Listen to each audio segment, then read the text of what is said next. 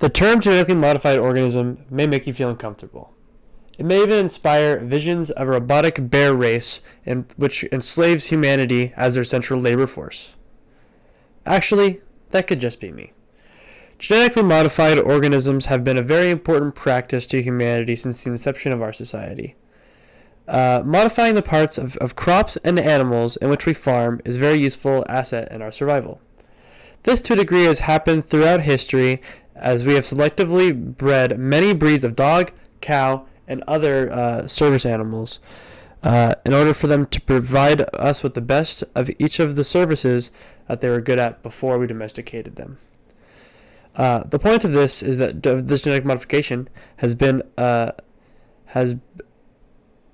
lended itself to the growth of the human society. Domestication is the process of selectively choosing the traits in wild animals that we find useful or we enjoy. The end result is a new animal with some level of dependence on humans to survive. The three types of domestication are commensal, prey, and direct. Prey domestication is a result of humans hunting that domesticated animal, or wild animal before it's domesticated, until we got better and better and eventually systematically were able to hunt them. Think of like cow or sheep farms. And they've became dependent on us for survival. The next type of domestication is commensal domestication. And this form arises when an animal happens upon a human settlement and ingratiates itself into the group over time. This is the way that dogs became domesticated from wild wolves, and this is another way that other animals such as cats, like our pets, ended up becoming domesticated.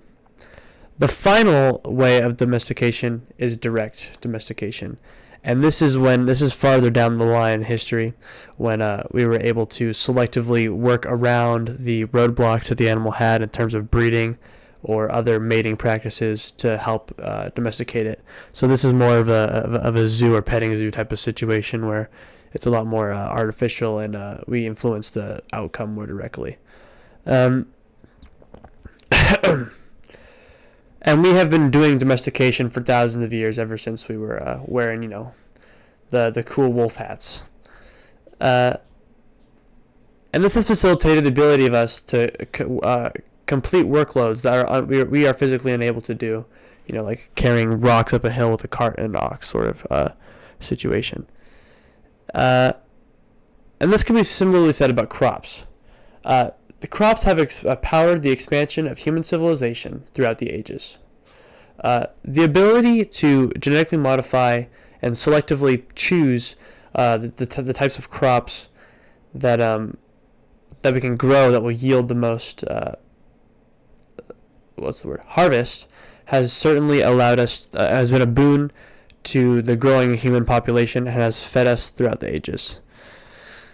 Nearly everything that you'll pick up from the produce section in the supermarket has been genetically modified in some way, as corn and strawberries, those two products, crops, they are nowhere near how they were found in the wild. They, over the millennia, have been selectively bred for, so the strawberries are mutantly huge, and same goes with that corn. Natural corn without domestication is much, much smaller.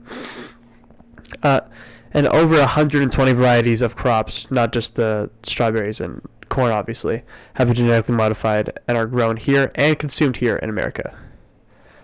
However, there are many negative occurrences due to genetic modification. Some of these issues can arise are new issues, such as creating pesticide-resistant crops.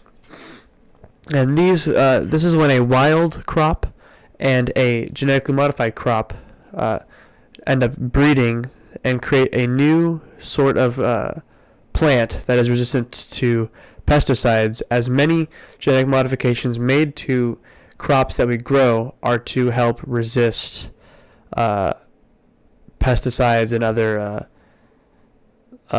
tools that we use to control their numbers and make sure that insects and other pests stay away from influencing our harvest.